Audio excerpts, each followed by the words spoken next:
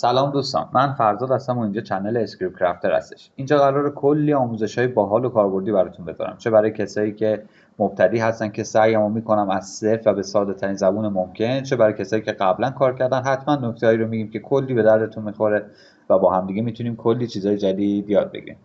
حتما ویدیوهای دیگه پیج ما رو ببینید، به پلیلیست های دیگه هم سر بزنید و حتما لایک و سابسکرایب فراموش نشه و از پیج ما حمایت بکنید.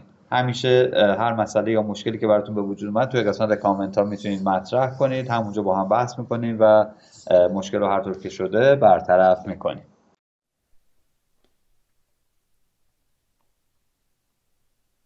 سلام به همگی. تو جلسه قبلی ما یاد گرفتیم چجوری جدولای خودمون رو بسازیم، جوین کنیم، سلکت کنیم و خیلی کارهای دیگه. حالا توی این جلسه میخوایم اگریگیشن ها و گروپ بای رو یاد بگیریم.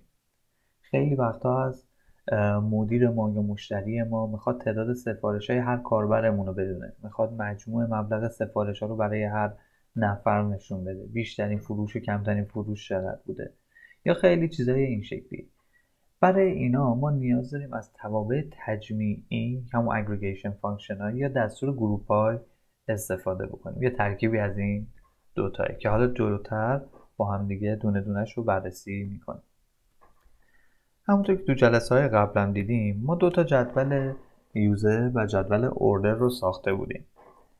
جدول یوزر ما شامل مشخصات نفرات ما، جدول اوردر ما هم شامل مشخصات سفارش هایی که اون نفرات ثبت کردن هستش. همونطور که میبینین توتال تعداد و پرایس مبلغ رو هم ما به جدول اوردر خودمون اضافه کردیم که الان بتونیم خیلی راحت تر سلکتامون رو انجام بدیم. خب اگریگیشن ها با کانت شروع میکنیم، یعنی تعداد. ما در مرحله اول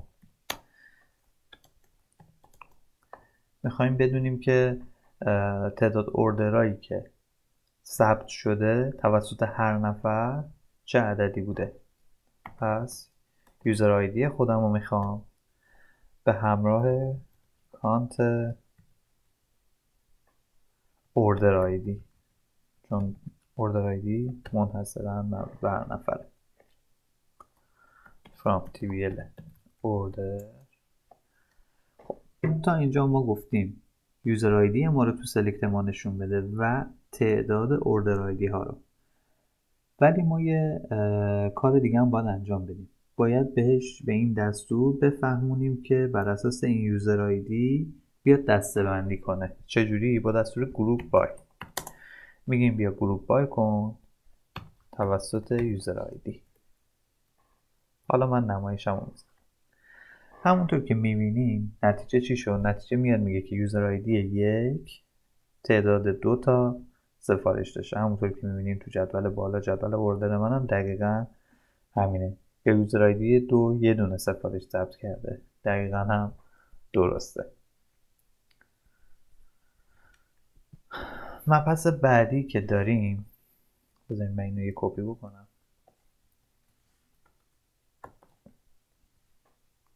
بعد از کانت ما میتونیم سام رو داشته باشیم، یعنی جمع اوردر آیدی رو دیگه نمیخوام، جمع پرایس میخوام. مثلا میخوام مبلغ سفارشی که هر نفر ثبت کرده رو ببینم. همونطور که میبینیم میگه یوزر آیدیه، اینجوری فکر کنم بهتر باشه نمایشش. میگه یوزر آیدی من جمعاً 5 میلیون تومان سفارش ثبت کرده. تو جدول اوردرم میام نگاه میکنم، میبینم 2 تا سفارش یوزر آیدی یک من داشته، یکی به مبلغ 3 میلیون و 100، یکی مبلغش 1 میلیون و 900 که جمعاً میشه 5 میلیون. پس درست داره به من عددمو نشون میده. یا average AVG همون مختصر average هست.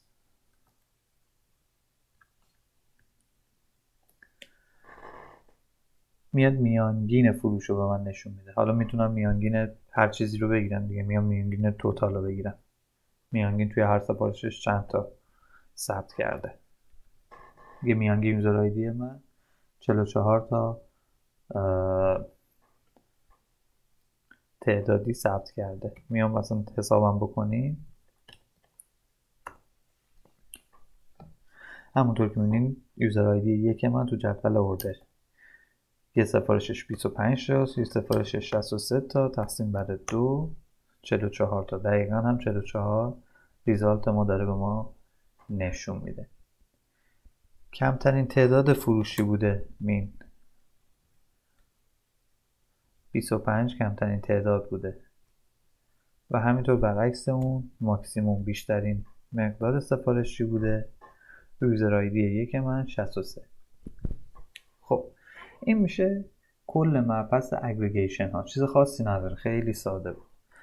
ولی ما همونطور که دیدیم 2 تا جدول داریم دیگه. جدول یوزر رو دارم، جدول اوردر هم دارم. جلسه های قبل جوین و یونیون و اینا هم خیلی با هم دیگه کار کردیم و یاد گرفتیم. حالا برای اینکه یک گزارش تمیز و خوب بتونم داشته باشم، میتونم اینا رو خروجی بگیرم ببرم تو اکسل با ویلوکاپ و اینا بذارم کنار هم دیگه، یک گزارش کامل توی اکسل درست کنم. ولی میخوام نه همینجا بهم دیتای درست منو نشون بده دیگه، نمیخوام روش عملیاتی جای دیگه انجام بدم. خب حالا بعد تیبل یوزر من و تیبل اوردر من جوین بشه و جمع مبلغای فروش و میانگین تعدادشون رو بگیریم مثل یه گزارش فروش کامل. شروع میکنیم به نوشتن سلکت. خب من در وهله اول فرست نیم همو میخوام، لاست نیم همو میخوام و سیتی به همراه از جدول یوزر در حالی که جوین شده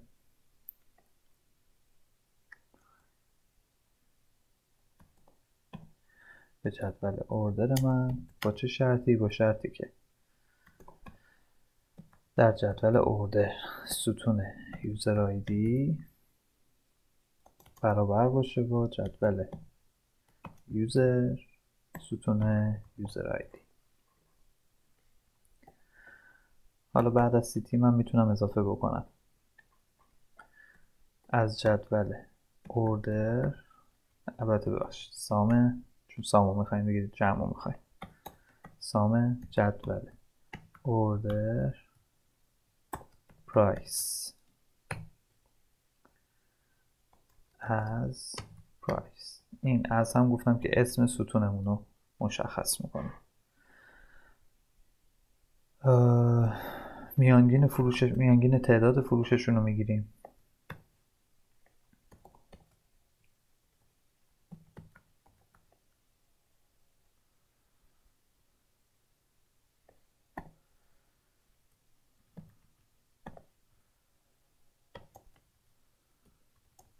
از توتالش و کانت سفارشاشون هم تعداد سفارشی که ثبت شده رو هم میگیریم.